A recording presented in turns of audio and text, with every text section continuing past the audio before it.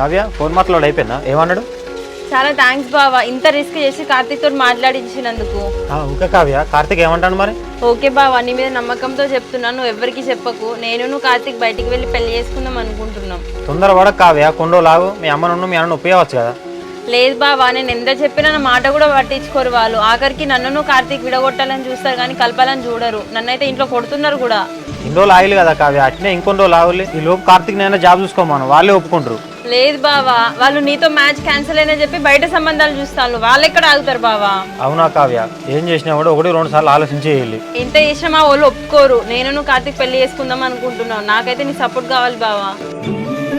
బావా, ఎట్టి పరిస్థితిలో ఈ విషయం మా అన్నకి తెలియదు. నువ్వు మాత్రం మా అన్నకి చెప్పకు బావా. ఓకే కావ్య. కళ్యాణి ఇప్పుడే కావ్య ఫోన్ చేసిందే. అవునా బావా, ఏమంది కావ్య మరి? సీదా చెప్పేసిందే, ఇంకో 2-3 డేస్లో రిజిస్టర్ ఆఫీస్లో పెళ్లి చేసుకుందామని చెప్పి. తను కూడా ఓకే అని చెప్పింది. అవునా బావా, మరి వాళ్ళ బావ సపోర్ట్ చేస్తాడటనా? వాళ్ళ బావ సపోర్టే అంటనే. కనీసం ఈసారైనా దేవుని దయ వల్ల మీ ఇద్దరం కలిస్తే మా పెళ్ళి అయిపోతుంది. కళ్యాణ్ ఇప్పుడు నీ అని చెప్పే, నాకైతే ఉన్నదారులన్నీ మూసుకపోయినాయి. నేను చేసేదైతే కరెక్టే కదనే.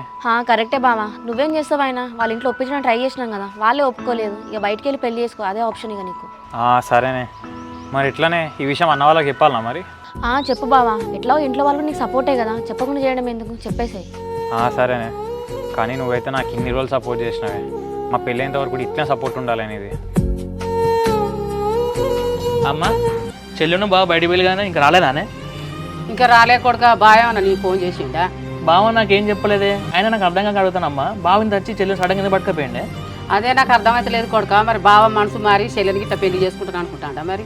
అదేనమ్మా, ఆ దేవుని దయ వల్ల బావ మనసు మారి మన చెల్లెని పెళ్లి చేసుకుంటే మాత్రం ఏమన్నా హ్యాపీగా ఉండొచ్చు అమ్మ. అదే బిడ్డ, ఎందుకైనా మంచిది ఒకసారి బావకు ఫోన్ చేయి. సరే అమ్మా. మీ అన్న ఫోన్ చేస్తాను. అవునా బావా, మాట్లాడు. హలో శివ. హలో బావా, ఎక్కడున్నారు బావా? ఇక్కడనే శివ, మన పొలం దగ్గర ఉన్నా. అవునా బావా, సరే కానీ చెల్లెతో మాట్లాడదాం తీసుకెళ్ళినావు కదా బావా, మరి ఏ టైం వరకు వస్తారు ఇంటికి? మరి ఇప్పుడే స్టార్ట్ అయిదాం అనుకున్నావు శివ, ఆలోపు నువ్వు ఫోన్ చేసినావు, వస్తాను.